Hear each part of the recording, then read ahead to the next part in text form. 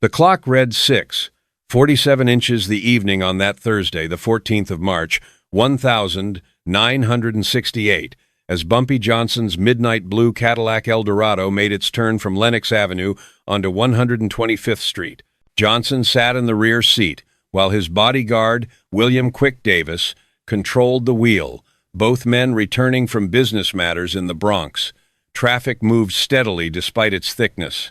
Pedestrians by the hundreds walked along the sidewalks as stores shuttered and dining establishments began welcoming evening customers.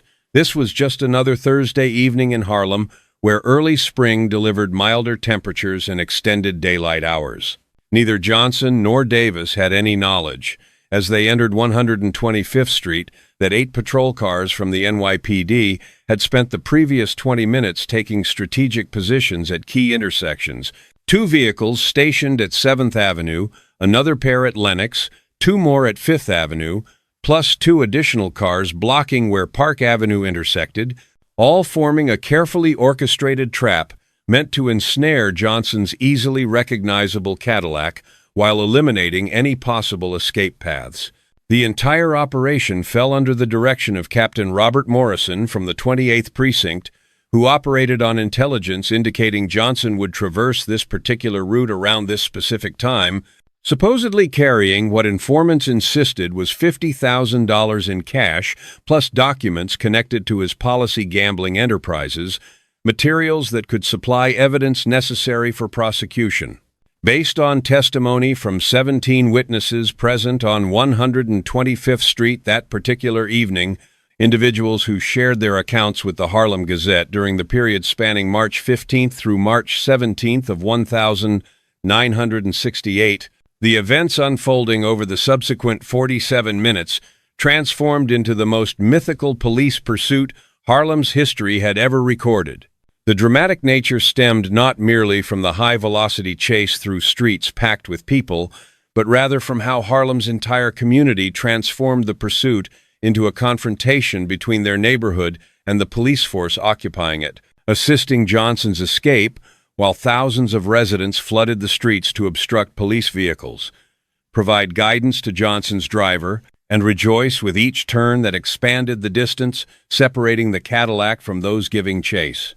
Johnson's Cadillac had reached roughly the midpoint of the block stretching between Lenox and 7th Avenue when Davis initially observed the patrol cars at the forward intersection suddenly repositioning to completely block the roadway. Their lights activated in synchronized sequence, making it unmistakably clear this represented no ordinary traffic management. The police cars at 7th Avenue caught my attention. Davis shared with the Gazette during a March 16th, 1968 interview. 2 vehicles turned perpendicular, completely blocking both traffic lanes. In that precise instant, my rearview mirror revealed 2 more cars behind us at Lenox, executing the identical maneuver, turning sideways, blocking the street, creating a trap with us caught in the center of 125th. The side streets, 131st and 132nd, revealed more patrol cars positioned at those crossroads as well. We found ourselves boxed in from all angles. 8 police cars in total, perhaps 20 officers, every one of them concentrated on stopping us. Based on accounts from sidewalk witnesses who observed these moments, Johnson calmly leaned forward from the rear seat and addressed Davis in a tone showing zero panic regardless of the evident danger. "Quick, you earned your nickname for a reason. Show me why." The events transpiring during the roughly 3 seconds between Johnson issuing that directive and Davis executing action would spark debate and scrutiny from police tacticians for years following, viewed either as brilliant improvisation or reckless endangerment based on whether the analyst drew a paycheck from the NYPD or resided in Harlem. Davis abruptly accelerated not toward the police barrier at 7th Avenue, nor back toward the blockade at Lenox, but straight toward the sidewalk along 125th Street's north side, where roughly 30 pedestrians were moving. Witnesses described Davis pressing the horn continuously while accelerating, providing pedestrians roughly 2 seconds to disperse before the Cadillac mounted the curb at 45 miles per hour and proceeded on the sidewalk for roughly 150 feet, scattering pedestrians plus vendors plus newspaper stands before executing a sharp turn-up, a narrow alley connecting two buildings, an alley linking 125th Street to 126th Street. Nothing I'd witnessed compared to that, states Marcus Williams, 47, who stood on the sidewalk roughly 20 feet from where the Cadillac jumped the curb. One moment, the Cadillac occupied the street's middle, surrounded by police cars with zero escape options. The next moment, it traveled on the sidewalk, driving directly at us. People dove away from its path. Vendors grabbed their carts. Screaming filled the air. The Cadillac passed people by mere inches. Had anyone frozen rather than running, they would have died. Yet Quick Davis maintained constant pressure on the horn, warning people to move. And somehow nobody suffered impact despite the car traveling on a crowded sidewalk at such velocity. The alley connecting 125th and 126th Street barely accommodated the Cadillac, measuring roughly 10 feet in width, with the Cadillac spanning 6.5 feet wide, providing under 2 feet of clearance per side. Davis maneuvered the alley at roughly 40 miles per hour, scraping both sides of the vehicle against brick walls, sending sparks flying and creating deep scratches in the Cadillac's paint. Emerging onto 126th Street roughly 8 seconds after departing 125th. Following Johnson's Cadillac, the 8 NYPD patrol cars that had achieved perfect positioning to trap Johnson on 125th Street now existed in total disarray. None of these patrol cars possessed the ability to follow the Cadillac onto the sidewalk or navigate through the narrow alley. Officers scrambled to reposition their vehicles, voices shouting into radios, calling for backup, attempting to determine which direction the car would head now that it had breached the trap.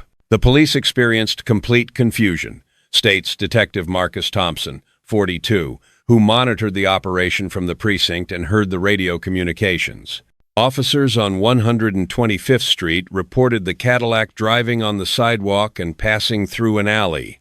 The dispatcher attempted directing other units to 126th Street for establishing a fresh blockade. Yet Quick Davis drove with such speed and executed turns so rapidly that by the time police cars achieved position, Johnson's Cadillac had already traveled 5 blocks away in an entirely different direction. Davis turned the Cadillac east on 126th Street, accelerating to roughly 60 miles per hour on a roadway where the speed limit read 25 and where evening traffic rendered high-speed driving exceptionally dangerous.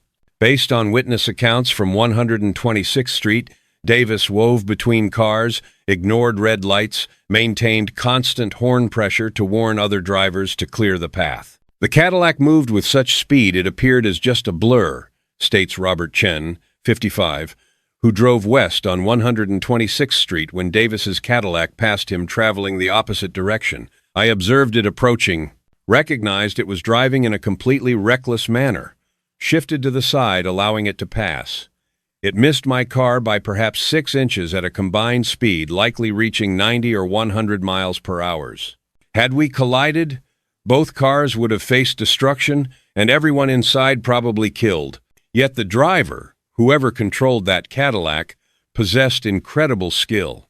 He traveled far too fast for conditions, yet maintained complete control, never swerving erratically, never losing grip, simply driving with absolute precision at speeds that should have proven impossible on a crowded city street. Behind the Cadillac, 3 NYPD patrol cars had succeeded in reaching 126th Street and pursued.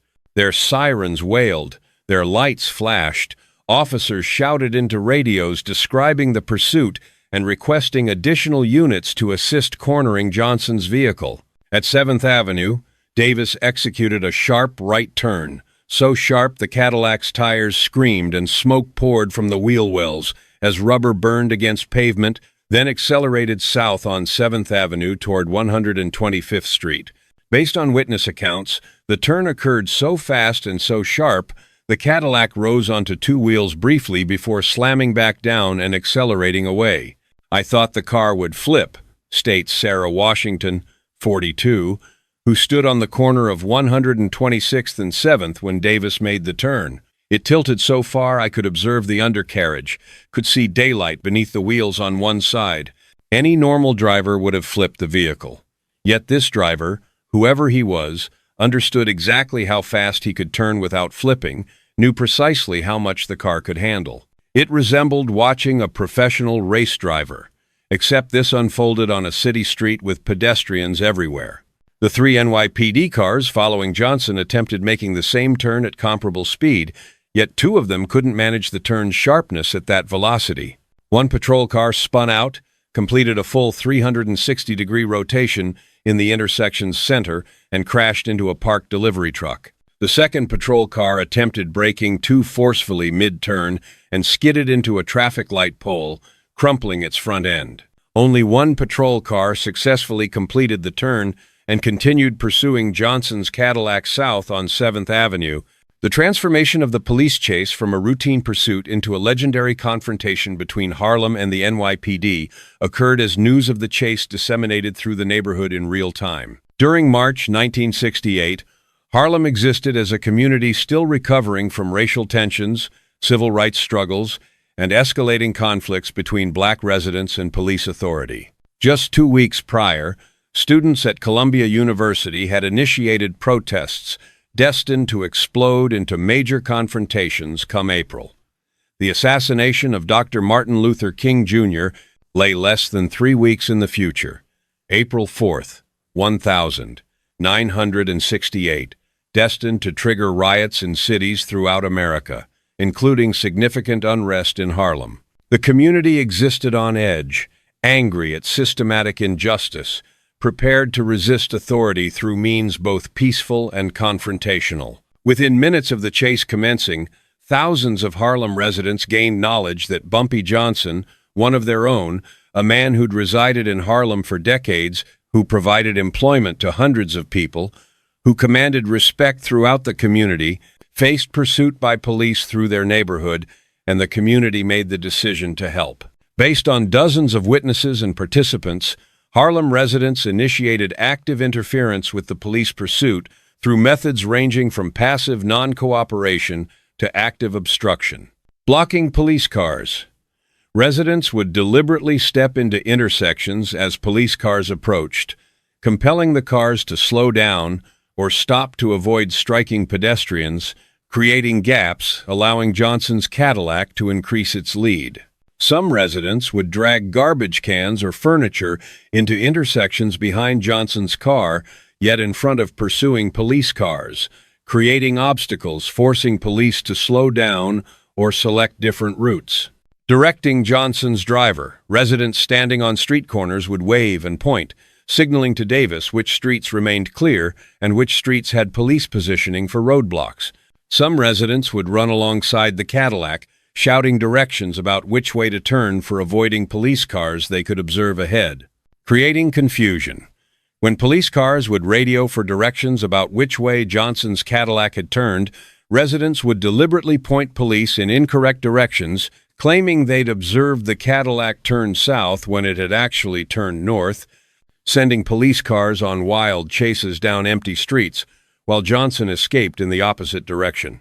Harlem transformed that chase into a community event, states Reverend James Thompson, 66, who observed portions of the chase from his church steps on 127th Street. People poured from buildings into the streets. The sirens could be heard and flashing lights observed blocks away, and people would position themselves for helping Bumpy escape. Nobody coordinated it. It represented spontaneous organization. Everyone understanding instinctively that this was their neighborhood, that Bumpy Johnson was one of their own, and that the police were outsiders attempting to arrest someone that Harlem wanted to protect. This was March 1968. Remember, just weeks before Dr. King would face assassination, weeks before riots would tear through American cities. Harlem was angry, ready to resist, ready to fight back against police authority. That chase became a method to express that resistance.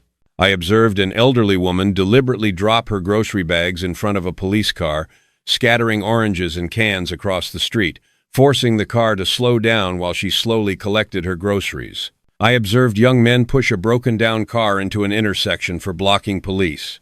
I observed store owners emerge and stand in doorways, giving Davis hand signals about which way to turn. It was Harlem versus the NYPD, and Harlem was winning. As Davis drove south on 7th Avenue, approaching 125th Street, the same intersection where the original trap had been established 20 minutes earlier, he faced a critical decision. Police had reinforcements arriving from all directions. Radio communications coordinated 8 or 9 patrol cars now attempting to corner Johnson's Cadillac. Roadblocks were being established on major streets. The chase had continued for roughly 15 minutes, and every minute increased the risk that Davis would make a mistake, strike a pedestrian, crash the car, or become boxed in by overwhelming police numbers. Based on witness accounts, at the intersection of 7th Avenue and 125th Street, Davis made a decision that appeared suicidal. He turned east onto 125th Street, the same street where the chase had originated, where multiple police cars had been positioned, where NYPD maintained the strongest presence. "I couldn't believe he turned onto 125th, states Williams. That was going straight toward police strength rather than away from it. Yet then I understood what he was doing. 125th was so crowded with residents now, thousands of people had emerged to watch the chase, that police couldn't drive aggressively without risking striking citizens. Quick Davis was using the crowd as protection, knowing police would exercise more caution about endangering civilians than he needed to, because Harlem residents would clear out of his way, yet might not clear out of the way for police cars. Davis drove east on 125th Street at roughly 55 miles per hour, weaving through traffic that was heavy with regular vehicles. Yet that also now included hundreds of pedestrians who stood in the street watching the chase, cheering for Johnson, pointing directions, creating human obstacles that police cars had to navigate around. At Lenox Avenue, Davis executed another sharp turn, this time north onto Lenox, and accelerated to roughly 70 miles per hour on a straightaway, allowing him to create distance between the Cadillac and the pursuing patrol cars. Based on witnesses on Lenox Avenue, the Cadillac drove so fast it covered an entire city block in roughly 3 seconds, running every red light, forcing cross-traffic to slam on brakes for avoiding collisions. "It was the most reckless driving I've ever witnessed," states Chen. "Yet it was also the most skilled driving I've ever witnessed." Quick Davis was threading that Cadillac through traffic at impossible speeds, executing turns that should have crashed the car, accelerating and braking with perfect timing. He utilized every bit of the street, sometimes driving partially on sidewalks when traffic was too dense, sometimes going the wrong way down one-way streets for avoiding police roadblocks. The Cadillac was taking tremendous abuse. You could hear the engine screaming, could observe smoke coming from the tires, could see the suspension bottoming out when Davis struck potholes at high speed. Yet the car kept running and Davis kept driving, and they kept getting farther away from the police. Throughout the entire chase, based on Davis's later account to the Gazette, Bumpy Johnson remained completely calm in the back seat, occasionally giving Davis directions about which routes to take, sometimes using a small radio for receiving information from associates who were monitoring police radio frequencies and providing advanced warning about where roadblocks were being established. "Mr. Johnson was ice cold the whole time," Davis states. "Never panicked, never raised his voice, never acted like we existed in serious danger, even though we drove 80 or 90 miles per hour through crowded streets being chased by police. He'd lean forward occasionally and say things like, 'Quick, turn left at 135th. There's 3 police cars establishing a roadblock at 136th. Or cut through the alley at 132nd. It connects to Amsterdam Avenue and there's no police coverage there.'" He was treating the chase like a business operation requiring intelligent management rather than like a life-or-death situation requiring panic. His calmness kept me calm. If Mr. Johnson had been screaming or acting scared, I probably would have made mistakes. Yet because he was calm and strategic, I could focus completely on driving without worrying about whether we were going to make it. At roughly 7:50 15 inches the evening, 28 minutes after the chase began, Johnson's Cadillac traveled on Amsterdam Avenue, heading north at high speed, when Davis noticed something making the situation dramatically more dangerous. A police helicopter hovering roughly 500 feet above them, its spotlight illuminating the Cadillac and tracking its movements. When I observed that helicopter, I knew we existed in serious trouble, Davis recalls. As long as police pursued us on the ground, I could outrun them because I knew Harlem's streets better than they did, and because the community was helping us.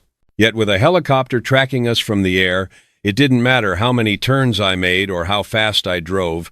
They could observe exactly where we were going and could direct ground units to wherever we went. The helicopter changed everything. Based on police reports, the helicopter carried Police Commissioner Howard Leary, who'd heard about the chase over police radio and had commandeered the helicopter for observing the pursuit personally and for coordinating the ground units from the air, where he maintained full visibility of Johnson's position and all police car positions. From his vantage point in the helicopter, Commissioner Leary could observe something the ground units couldn't observe. The chase pattern showed that Davis was executing a wide circle through Harlem, and that pattern would eventually bring Johnson's Cadillac back toward 145th Street and Lenox Avenue, an intersection where Leary could position enough police cars for creating an inescapable trap. Position 6 units at 145th and Lenox. Leary ordered over police radio based on communications logs obtained by the Gazette. The Cadillac is heading in that direction. Box them in from all 4 directions simultaneously. This chase ends at 145th and Lenox. I want that car stopped and Johnson arrested. No mistakes this time. At 7:23 inches the evening, Johnson's Cadillac turned onto 145th Street from Amsterdam Avenue, heading east toward Lenox Avenue. Based on witnesses on 145th Street, Davis still drove at high speed, roughly 65 miles per hour, yet the Cadillac was displaying signs of the abuse it had endured during 36 minutes of high-speed pursuit. Smoke poured from under the hood, suggesting the engine was overheating. The front bumper was partially detached from where Davis had struck obstacles during the chase. The tires were nearly bald from aggressive braking and acceleration. The car produced concerning noises suggesting major mechanical problems were imminent. As Davis approached the intersection of 145th and Lenox, he observed what Police Commissioner Leary had been establishing. 6 police cars positioned for blocking all 4 directions, creating a box that would prove impossible to escape. 2 cars blocking the intersection from the east, 2 from the west, 1 from the north, 1 from the south. Roughly 15 officers standing outside their vehicles with weapons drawn, prepared to arrest Johnson and Davis once the Cadillac was forced to stop. This was it, Davis told the Gazette. We were boxed in just like we'd been boxed in at the beginning of the chase 36 minutes earlier on 125th Street, except this time I couldn't jump a curb or pass through an alley because police cars were positioned for preventing exactly those escape routes. I thought the chase was over. I started slowing down, preparing to stop, preparing to face arrest, and then, Mr. Johnson leaned forward and said something I'll never forget. Based on Davis's account, Johnson said calmly, "Quick, there's only one way out. Straight through. Use their hesitation."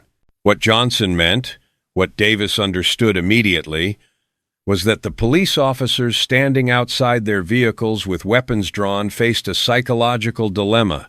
They possessed authorization to stop Johnson's vehicle, yet they didn't possess authorization to shoot into a vehicle unless they believed their lives existed in immediate danger from someone shooting at them.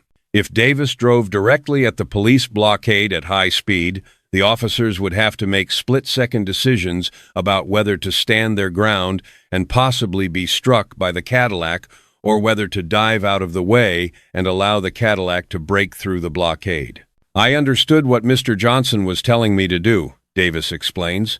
It was incredibly dangerous, basically playing chicken with armed police officers. Yet Mr. Johnson was right that it was our only option. If we stopped, we faced arrest. If we tried to turn around, police behind us would pursue. The only way out was straight ahead through the blockade, betting that police wouldn't shoot at us and wouldn't stand in front of a car driving directly at them at high speed. Davis accelerated, going from 45 miles per hour to roughly 75 miles per hour in the space of half a block, and aimed the Cadillac directly at the two patrol cars blocking the intersection from the east side. The police helicopter hovering overhead illuminated the scene with its spotlight, capturing what happened next in dramatic detail that Police Commissioner Leary watched in real time from 500 feet above. The two officers standing between their patrol cars blocking the intersection observed the Cadillac accelerating toward them. Based on their later testimony, they shouted warnings at Davis to stop the vehicle. When Davis didn't stop, both officers faced the choice Johnson had predicted: stand their ground and potentially be struck by a 5,000-pound vehicle traveling at 75 miles per hour, or get out of the way and allow the vehicle through. Both officers dove to the side roughly 2 seconds before impact, clearing the space between the two patrol cars just as the Cadillac smashed through the gap at 75 miles per hour. The Cadillac was wider than the gap, so it struck both patrol cars simultaneously, crumpling their front ends and spinning them 90 degrees, while the Cadillac's own front end collapsed from the impact. The Cadillac's windshield cracked from the collision. Its hood flew open, blocking Davis's view. Steam and smoke poured from the destroyed radiator, yet the car's momentum carried it through the blockade and out the other side, still moving at roughly 40 miles per hour despite catastrophic damage. "I've never witnessed anything like it," Commissioner Leary told reporters later that evening, based on newspaper accounts published on March 15th. The vehicle was a complete wreck.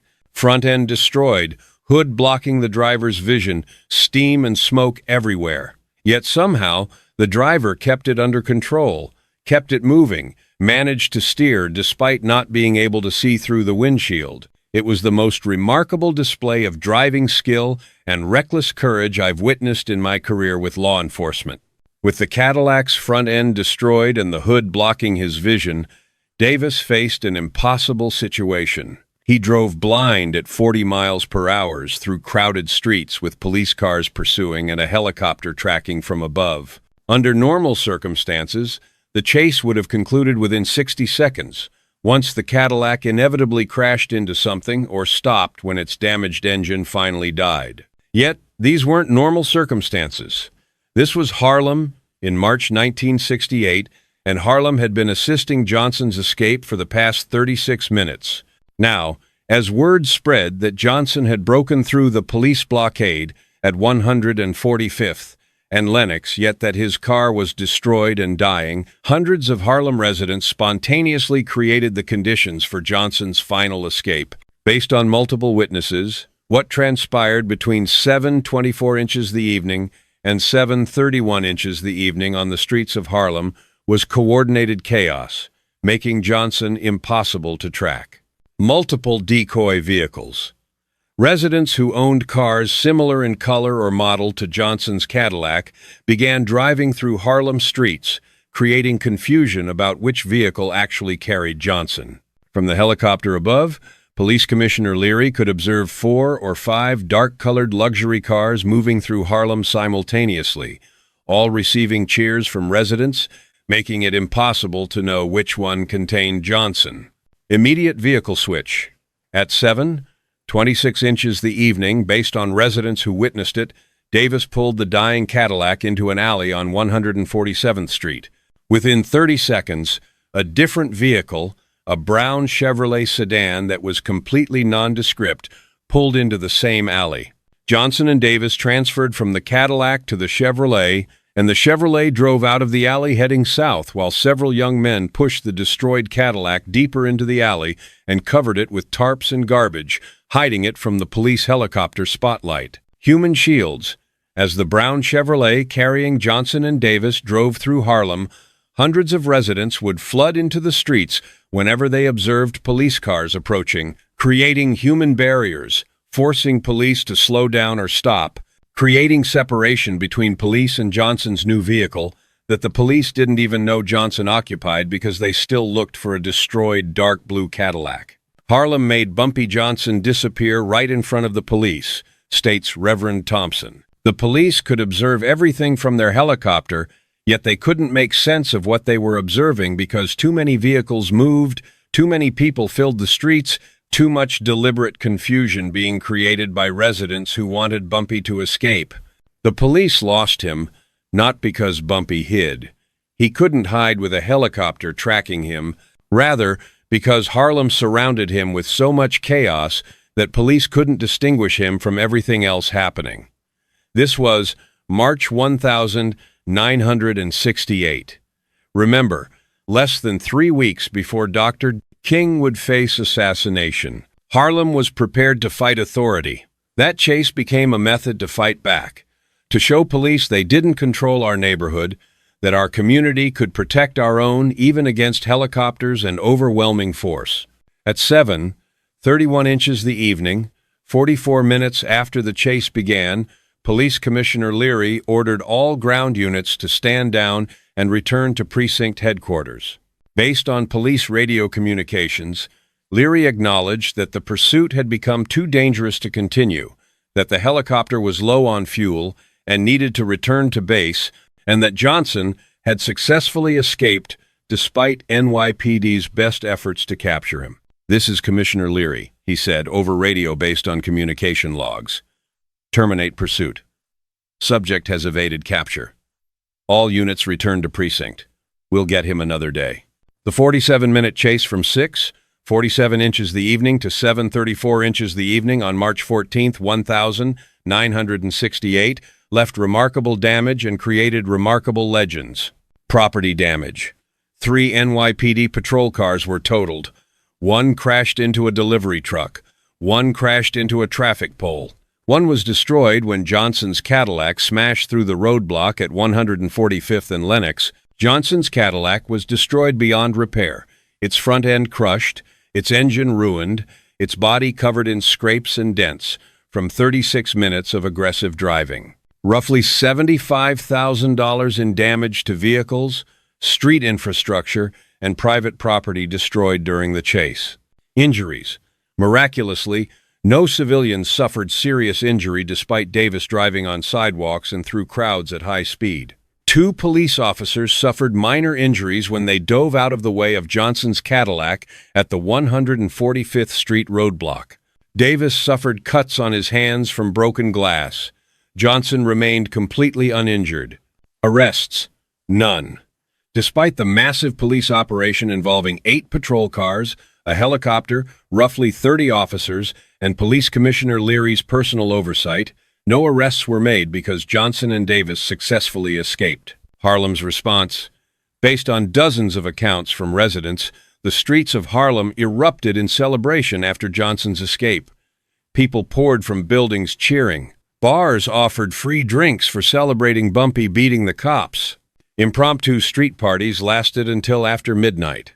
The chase became instant legend, retold on stoops and in barber shops and at dinner tables as the night Harlem beat the NYPD, the night Bumpy Johnson showed that intelligence and community support could defeat overwhelming force. That chase became Harlem's story, states Reverend Thompson. It wasn't just about Bumpy Johnson escaping police.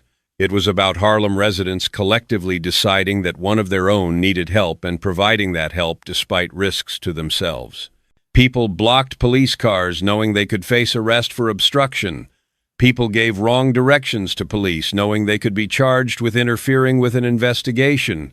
Yet nobody cared about those risks because this was about community solidarity, about standing together against outside authority that came into our neighborhood attempting to take one of us. This was March 1968. The civil rights movement was at its peak. Tensions between black communities and police were explosive. Dr. King would be dead in less than 3 weeks. That chase was about more than one man escaping arrest. It was about a community saying, "We have power. We can resist. We can protect our own." Bumpy escaped because Harlem protected him. That made Harlem proud in ways that went far beyond just one man avoiding arrest. Bumpy Johnson remained in hiding for 3 days after the chase, allowing the immediate police fury to cool before emerging publicly. On Sunday, March 17th, 1968, Johnson held a press conference at the Palm Cafe on 125th Street, flanked by his attorney, Theodore Green, and surrounded by roughly 100 supporters who'd come to hear what Johnson would say about the legendary chase. First, I want to thank the Harlem community for their support on Thursday evening, Johnson said, based on multiple newspaper accounts published on March 18th. What transpired Thursday wasn't just about me escaping police. It was about Harlem standing together, about our community refusing to let outside authority come in and take one of us without our consent. I am grateful for everyone who helped, and I'm grateful that despite the dangerous circumstances, no civilians suffered serious injury. Johnson paused, then continued with a slight smile. Second, I want to compliment Quick Davis on his driving skills. 47 minutes of high-speed pursuit through crowded streets, breaking through a police roadblock, outrunning 8 patrol cars and a helicopter, and getting me home safely without hurting anyone. That's remarkable work. Quick has definitely earned his nickname. Reporters laughed. Then someone shouted a question. Mr. Johnson, Police Commissioner Leary said, "You're a dangerous criminal who endangered hundreds of lives Thursday evening. What's your response?" Johnson's smile disappeared. Commissioner Leary sent 8 police cars to trap me based on what he claimed was intelligence about illegal activities, yet no charges were filed. No warrant was issued. No evidence was presented. What Thursday really showed is that the NYPD will use overwhelming force to harass Harlem residents without legitimate cause, and that when Harlem residents refuse to cooperate with that harassment, police call us dangerous? Who was really dangerous Thursday evening? A driver attempting to escape an illegal police trap, or police who established dangerous roadblocks on crowded streets without proper justification? When asked if he'd turn himself in now that the chase was over, Johnson was definitive. Turn myself in for what? For driving too fast? For leaving the scene of an attempted illegal detention? The NYPD had 47 minutes Thursday evening to arrest me if they possessed legitimate cause. They failed. That tells you everything you need to know about how legitimate their cause was. If Commissioner Leary wants to arrest me, he can obtain a warrant based on actual evidence and come back. Yet next time, he should understand that Harlem protects its own, and that no amount of police cars or helicopters can overcome a community that decides to stand together. Police Commissioner Howard Leary held his own press conference on March 17th, several hours after Johnson's statement. Based on newspaper accounts, Leary was visibly frustrated, yet also displayed something that surprised reporters: grudging respect for how Johnson and his driver had outmaneuvered NYPD's operation. Thursday's pursuit was the result of actionable intelligence suggesting Mr. Johnson was engaged in illegal activities, Leary stated. The pursuit itself was conducted professionally by NYPD officers who showed restraint even when Mr. Johnson's driver drove recklessly through crowded streets, endangering civilians. That Mr. Johnson escaped is frustrating, yet doesn't change the fact that he will eventually face justice for his criminal activities.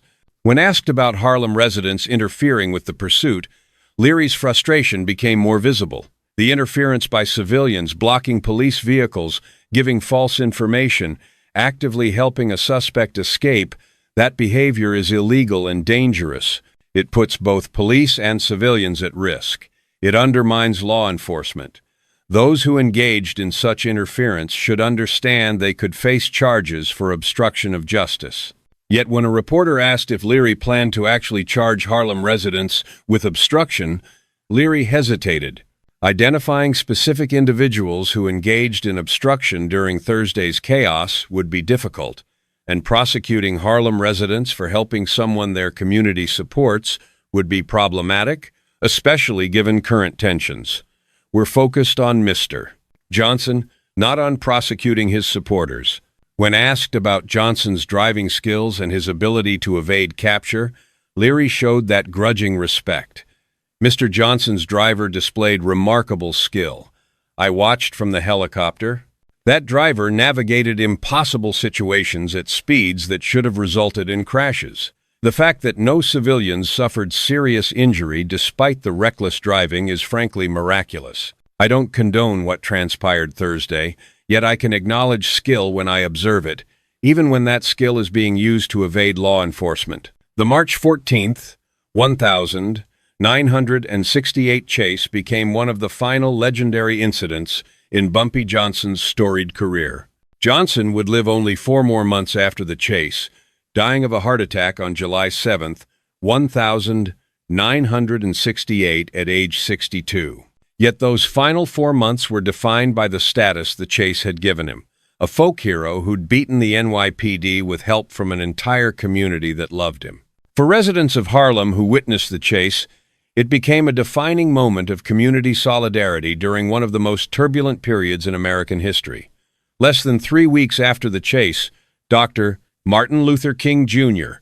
was assassinated on April 4th, 1968, triggering riots in more than 100 American cities, including significant unrest in Harlem. The March 14th chase became a symbol of Harlem's ability to resist authority, to protect its own, to stand together against overwhelming force. For NYPD, the chase became a cautionary tale about the limits of police authority in neighborhoods where residents didn't support police actions.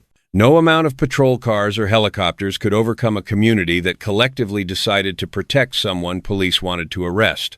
For Bumpy Johnson himself, the chase confirmed his status as Harlem's most legendary figure, someone whose intelligence, courage, and community support made him seem untouchable even when surrounded by police from all sides.